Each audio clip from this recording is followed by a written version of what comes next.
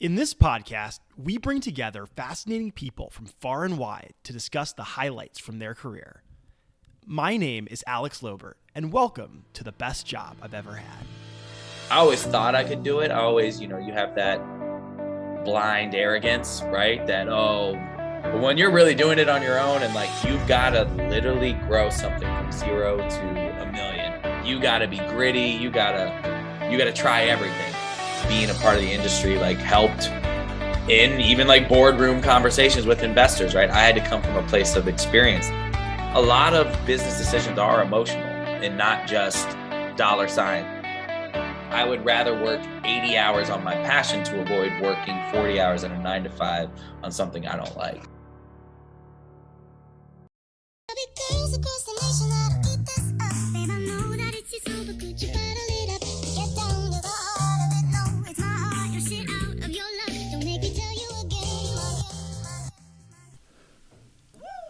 This is a little sample of what I hope will be a really fun podcast. I go back almost 15 years with our guest on the show today, Pat Gibson. We became friends when we both attended Northwestern University. And even then, Pat stood out. He had a lot of confidence, a lot of swagger. He was creative and smart. You always felt he was destined for something unique. Pat has spent most of his career in music and marketing. In fact, he's been in the music game since high school. Pat grew up in Columbus, Ohio, and was part of a rap group called C-Zoo. In college, he started to focus more on his solo career, producing under the stage name P. Holla. In 2011, one of his songs, Do It For Love, blew up thanks to YouTube.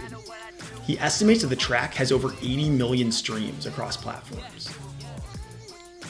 But Pat doesn't just create music. He also co-founded a music app called Rap Chat, which gives artists, especially those in hip hop and rap, access to a studio in their pocket and the ability to share music with a community of creators and fans.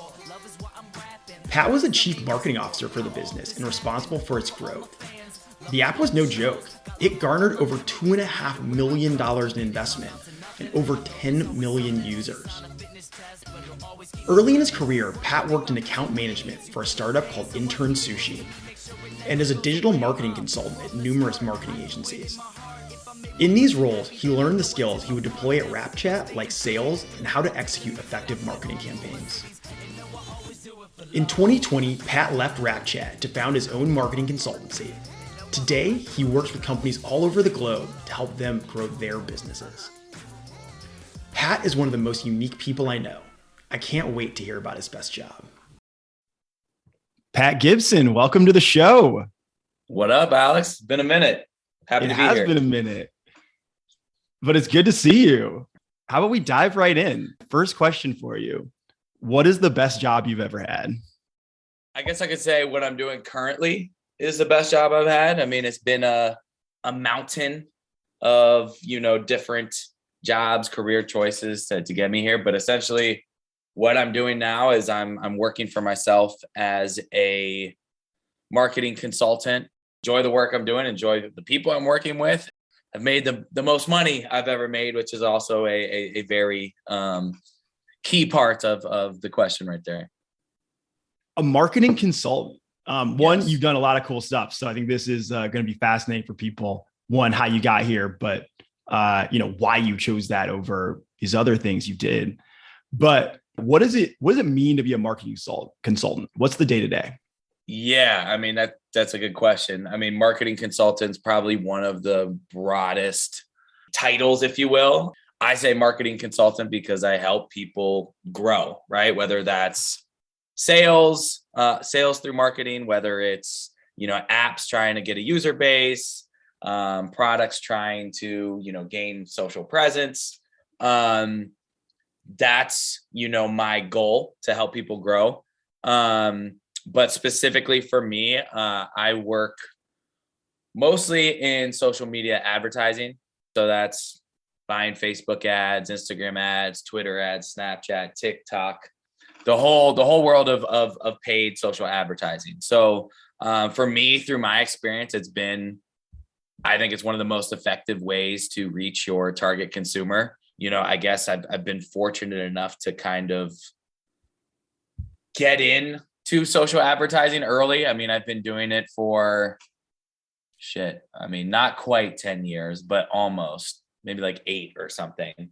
And, to kind of see that growth of Facebook and just paid advertising and social media in general over the past 8 years, we'll say, like for a lot of clients, it's oftentimes the, largest chunk of their marketing budget. So to kind of see that trend go over time where people didn't really trust social media, it doesn't really, get you a return on your investment. How do you prove it from, just building Facebook pages to now really, directly targeting people with ads and making sure you're reaching the right person at the right time, at the right moment.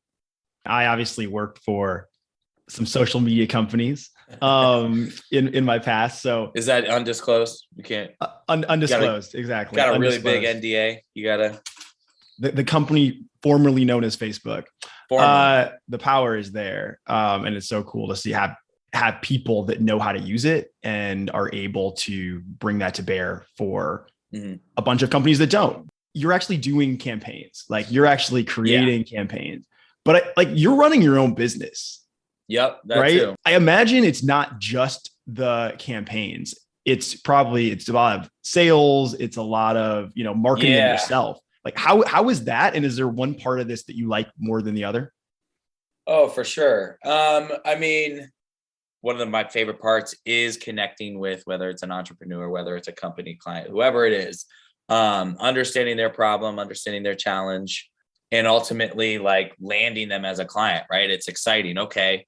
Let's do this. Let's see how this is going to go. Right. For me right now, like it's the best part is being my own boss. I mean, actually right now the clients are the boss, but different from my past agencies when you're working at a salary and you're overworked and you're like, damn, it's 5:00, but I can't get off till 7. Like I don't make $1 more. Like every hour I work is more money coming in. So like, that's something you're really motivated to work because, anytime, maybe it's something you don't want to do, but like, in your head, you're getting paid for every minute you work.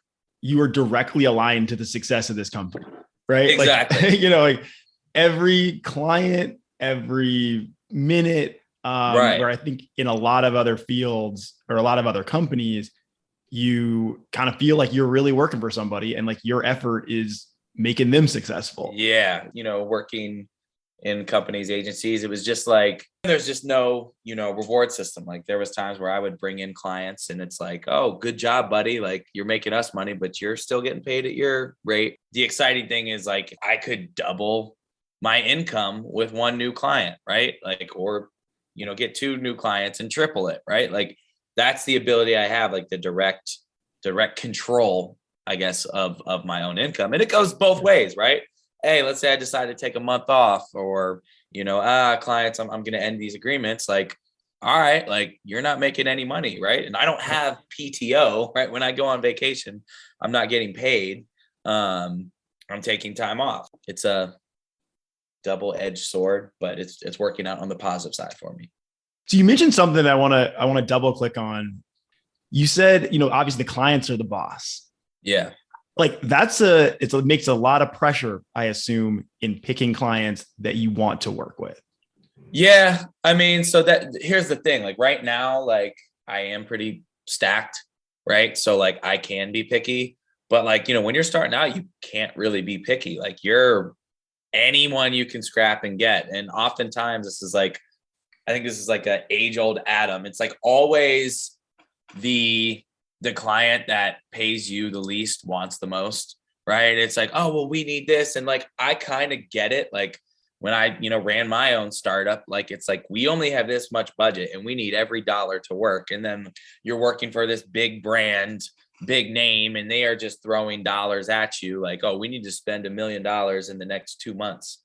All right, let's do it. Like, and they're hands off, right? Like they're too busy to focus on that. So it's tough. I mean, there is no like right answer. There's opportunities, I would say, like, oh, this sounds like a really cool company. Like this is in a space I really like, I want to work with. And maybe the, founder or whatever is a little like annoying. And like, let's say, hitting you at like 8:00 at night or hitting you on Saturdays and Sundays. it's more about communication and like having an expectation reset. But like, there's definitely some clients that are hands-on, especially when like they might not know what they're doing. Like I've had clients try and like make all these changes in the Facebook campaigns itself.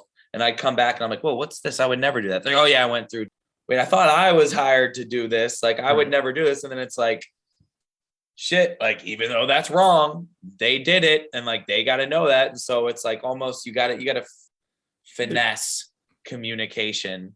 It's such a tricky dynamic when clients get in the way of their own success. Right. Yes, like, it is. Tricky is very accurate. Right. There's like some mental judo that has to happen. And you've got to be able to like kind of incept them, like probably almost like teach them along the way. Like exactly why you are the expert, why the things you are doing are most effective, you know, because they're like, I can do better than that. I started a company. That's what they think. Right. Yeah. You know, a lot of people think they can do it all, but that brings a good point. Like, you know, there is the level of expertise, right? Focusing on the job and the job only. Hey, but this is what pushes a lot of people over the edge to decide to work with me, is a lot of business decisions are emotional and not just, you know, dollar signs. And so when they're able to feel like they can trust you and that, like, you know what you're saying, you're authentic, you're empathetic, right? Like, I can empathize with your situation, and you can just have general communication. You want to make them feel secure and safe in their investment, right? You are their investment. So like, whether you're checking in, you don't got to check in every day, but like being proactive to be like, hey, I built this report. I'm seeing this, just wanted to check in with you, let you know. Oh, okay, awesome. That makes so much. Hey, I wanted to let you know, here's some changes coming, wanted to educate you on them. Like, a lot of times they come or pick me because, you know, it's almost like, oh, they would like to have a beer with me, right? Like, if you're able to have a beer with someone and have good, interesting conversation and not just direct to the point. Some people prefer direct to the point, right? But, you know, a lot of times it is get your job done, but also be able to deliver it in a pleasing way, right? And make them feel secure and safe in their feelings about you. So no, absolutely. All right, how about we switch gears for a little bit? Because one, I want to talk about a little bit how you got to this point. Yes. Right. It's been a journey. You have done some stuff that honestly is aspirational for many folks. You started your own company, which ended up being pretty damn successful. A music app that helped break into probably an underserved part of the market, which was hip hop music. Yep. And then like, you were a musician yourself, like you were an artist, and you were an artist since you were, I don't know what, like high school. Shit. Yeah. High school. I mean, a rap artist since high school. I was in a band, I was all that, but an official artist, I guess, since high school. Yeah. Like, let's talk about Rap Chat. And cool. I'd also love to spend some time talking about your time as P. Holla. So yeah, I mean, I was rapping in high school and, you know, producing, mixing, all of that. And, you know, a big thing about rap artists is hustling and trying to get your music out. Right. And so at this time, you know, MySpace and, you know, these digital platforms were first emerging, that you had to figure out, how do I get more fans? So I was thinking like a marketer then. We're doing shows, right? We're trying to sell tickets. We're, you know, coming up with flyers, artwork, digital, printed CDs, all of that, right? So I was marketing when I didn't even know it. And you met you in college at Northwestern, and I was still doing it then, right? A little bit more on the digital side. How do I get featured on these blogs? How do I get, you know, myself out there? And so when it came to graduation, I really wasn't sure what I wanted to do. So I joined a startup, and the startup was a internship hiring platform for some of the sexier industries like music, sports, tech, film, fashion, right?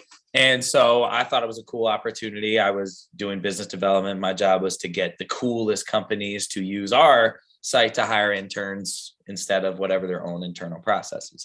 So that was cool. Like, I mean, I got on like a Warner Music, I got Billboard, I got US soccer. I'm a big soccer fan. Shout out US for getting a tie last night versus Mexico. We're so close to getting to the World Cup. The startup ended up not working out. going under, didn't achieve the dreams he wanted to, but it was a great experience, wore so many hats. But then it was like, damn, now what do I do? I could look at other startups, but not too much seemed interesting. But I was really fascinated about the way social media was growing. I was using social media to build my music presence. So I joined a digital advertising agency and joined the social team.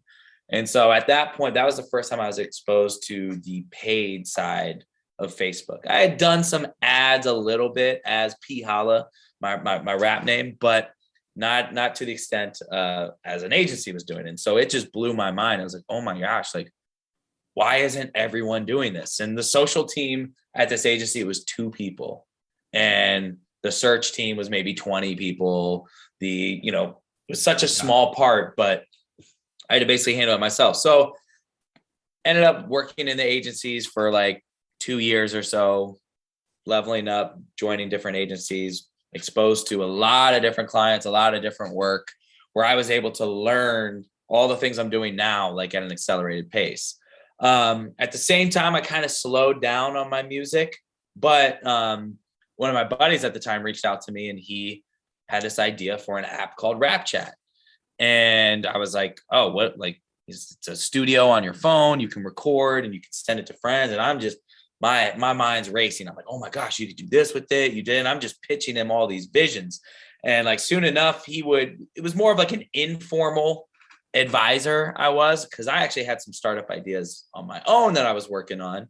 But he just would, call me like every other day, and we would just talk through all these things. And at a certain point, it just became clear. He's like, hey man, I need you to join. Like, you need to be my co-founder. You need to like run this with me. And so we went all in on that. I ended up quitting my agency job. We moved to Silicon Valley, got our first chunk of investment, went through the accelerator, spent like a year trying to raise money, like grimy startup life, like really, not having any money at all and just getting it done, just making it work. And we were able to raise a little bit over $1 million, then raise a chunk more, and then more and more.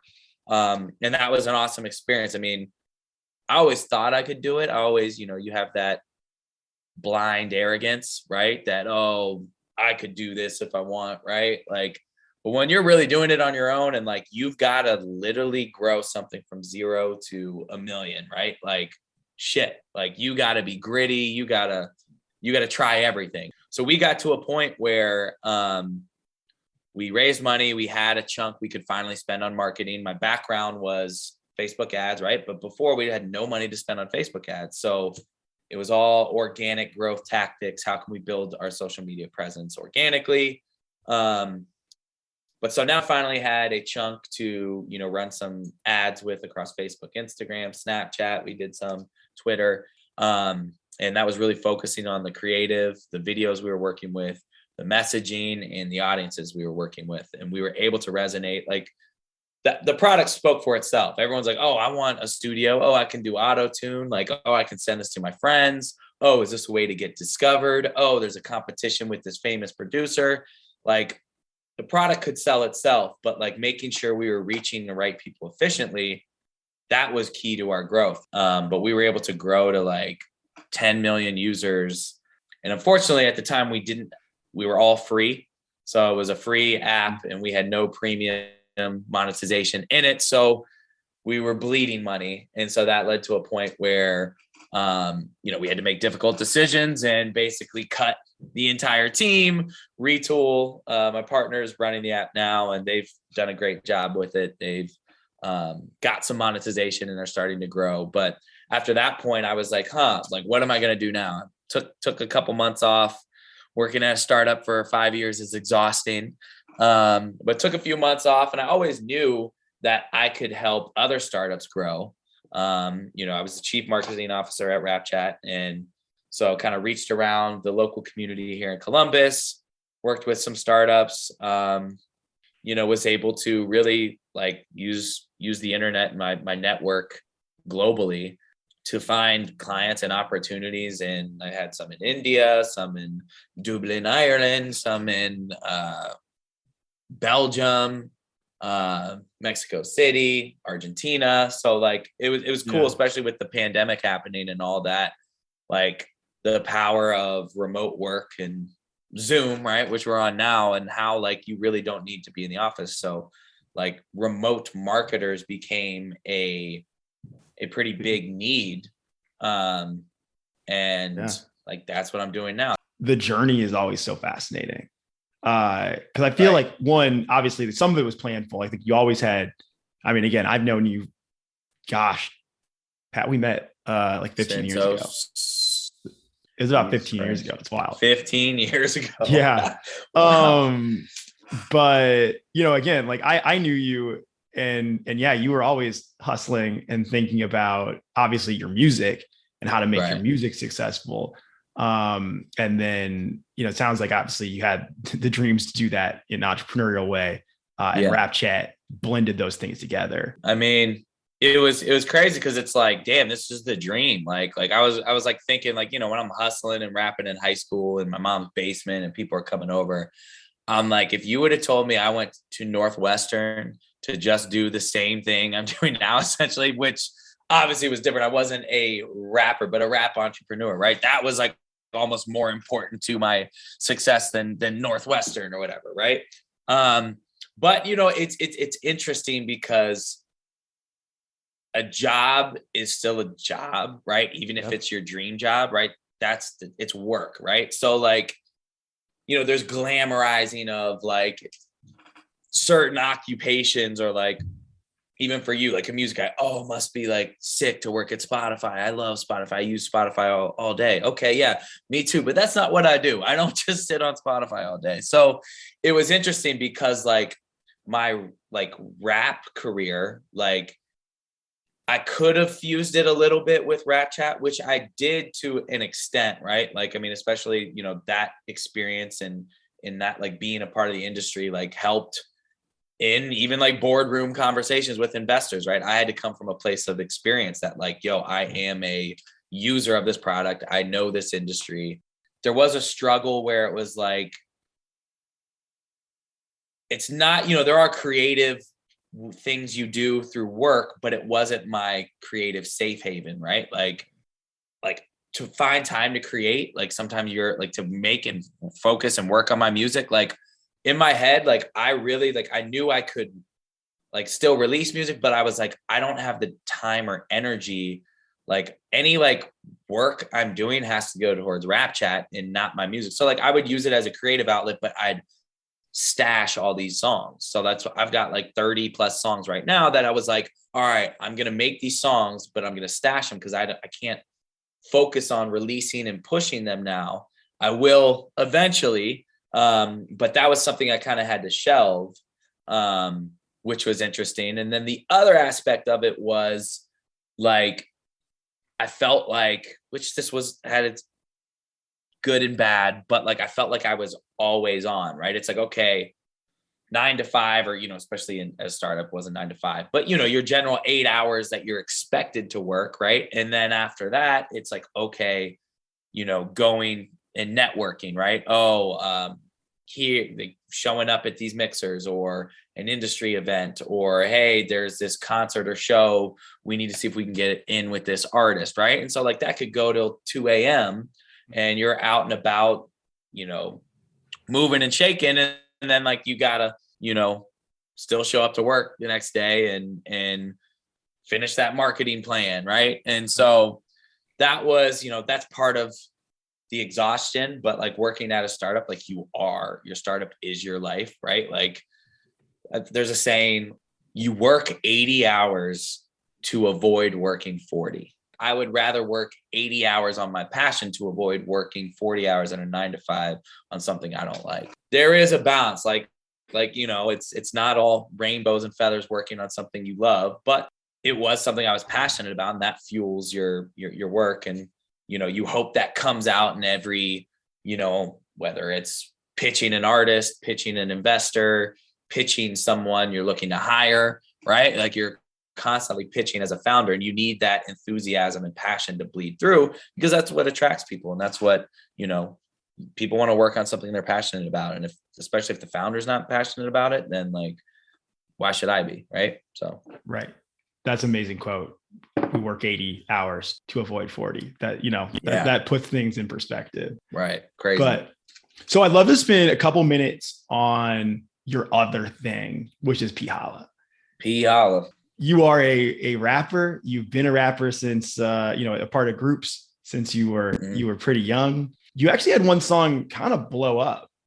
Mm-hmm. I think it has over 8 million streams on Spotify. Yeah, I think it's like 8 point something mil. But across like 100 might be aggressive, but like probably around 80 million like streams across all platforms. Unreal. So do you think of that as a job? Now, yeah. Because like, it's just like, I do it all on my own, right? I make the beats, I produce, I mix, I'm in you can't see it here, but I got monitors here, monitors there, monitor there, phone. Like the beauty part is, right, the song creation, right? The process of making a song. And so it's like, I enjoy the mixing process because that makes it sound good, and then creative things you can do, within a mix to like stand out. And so I really enjoy that process, but like, it's pretty daunting. Like after that's okay, I have a song, I've made a product, right? The song is my product. Okay, now I need to package it, right? Okay, I need to figure out the artwork I'm going to do. I need to find, a designer to do that. Oh, maybe I want to do a video to present it, right? Okay, I need to hire someone to do a video. Okay, now I got to come up with a marketing plan. What date is it going to go live? How am I going to tease it once it's out? What pieces of content do I have to push it and sell it? And so it's like, it's a job. And so like, that's part of the reason I still have a lot of music stashed up and haven't, I don't want to say gotten to releasing it. There's some songs I have like right now that it's like, I just need to come up with an piece of artwork and schedule it in my distributor and drop it. But it's like, I'm just so absorbed with the work I'm doing now. And like, I work with other artists a lot too. Like I'll produce their albums, or, some have singles, and like, they'll come and rent studio time here. And it's definitely a way lower hourly rate than my marketing consultant. I enjoy it, but it's like, it's getting to a point where it's like, man, it's just like some of the music I don't like. Like I love, working with artists that like, obviously I like their music, but then a lot of times it's a job where it's like this singer that can't hit these notes, and I'm just sitting here for 2 hours on my Wednesday evening when I could be either out with my friends or just chilling on my couch, exhausted, watching Netflix, right? Like things I could do. So right. It's interesting. Like it makes money, right? Like it's not a lot, but it's a lot more than a lot of artists make, which is like, I'm grateful for. I cannot live off my music. It'd be awesome too. Like just spend a year, like cash out on like sell the consultancy business, sell Rap Chat, whatever it is. And like spend a year just making music and see like, how does this go? Yeah, it'd take an investment to do that. So it's just like any other. Yeah. Did you ever try to get signed? Did you ever try? I mean, that's like the label model, right? I'm going to invest in an artist. Yeah. I mean, it's like, you don't try to get signed, right? Like, I mean, I guess some, if you get a manager or something and like, they really want to push you and take all these label meetings and they're trying to get you signed, right? I had a like Sony Music, the European division, like reach out to me like in 2012 and wanted to sign me. I've had like independent labels reach out to me, and like the way their model works is like, they see I have this hot song that's still streaming and getting, income, and they're probably calculating that income on their own. And they come out and reach out to me with an advance offer, right? Hey, we'll give you $10,000 for 50% of your catalog. And it's like, wait, like this song makes, more than that a year, and you want all that, like just for $10,000. And they're, I don't want to use the word prey or take advantage of, but they are hoping that you as an artist need money to further your career, in this 10,000, which it probably can do a lot to produce your next project. That is like a seed investment that hopefully sparks another hit, right? And then that'll continue and do that. And so for me, I've gotten those offers, but like I don't need cash infusion to do that. Like I had more than 10K to throw at my music, but like I can't hire anyone really with 10K, but right. And it shows probably the importance of having, you've got a few other jobs, right? You've got your consultancy, you had Rap Chat, you had things that was able to provide you with capital to do this. Yeah. And so, you've got to do the stuff that makes money in order to be able to try to invest in stuff with a longer term payoff. And that's a really hard dynamic. And obviously that's why labels do have things like advances and why they exist. But it still it shows the power that you probably have as an artist with other revenue streams. Right. Yeah. And it's crazy too. Just the music industry is just such a different industry than anything on earth. And it's like, music doesn't make sense. Like just as it's art, right? Art doesn't make sense. You see these paintings go for millions of dollars and like, it's like, what? Whereas like, my song, Do It For Love, that's got all the streams. Like, I don't think it's my best song. I released it in 2012, right? Like 10 years ago, shit. Like that's when I first made it. And I'm such a better artist, and the mixing and the production quality is like so much higher. And I've got other songs that I think are better, way better. And other people agree, right? But it's like, they don't have near the streams as that. That one just hit for some reason. Even when I made it, I knew it was good, but like, I think I made like a 5-pack little EP. And of the 5, if I had to predict which one was going to blow up, that wasn't one I was going to predict, right? I knew it was good. I liked the beat, but I just, I was like, oh, all right, it's a good song. But like, for some reason, it just took off. People love it. And it's something you can't predict, right? And so it's something you can't like force, right? It's like, oh, did you ever try to get signed? It's like, well, you can try to do a lot of things, but like trying isn't really a music term. As an artist, like a true artist, you're emulating your feelings and emotions through music. And so like, you can't really control your emotions sometimes, right? You feel the way you feel. So that comes out in your music, and what you want to do is you want to try to be as authentic as possible through your music. And so, people can resonate with that. Love that. Last question for you. Cool. Do you have any advice for someone else trying to find their best job?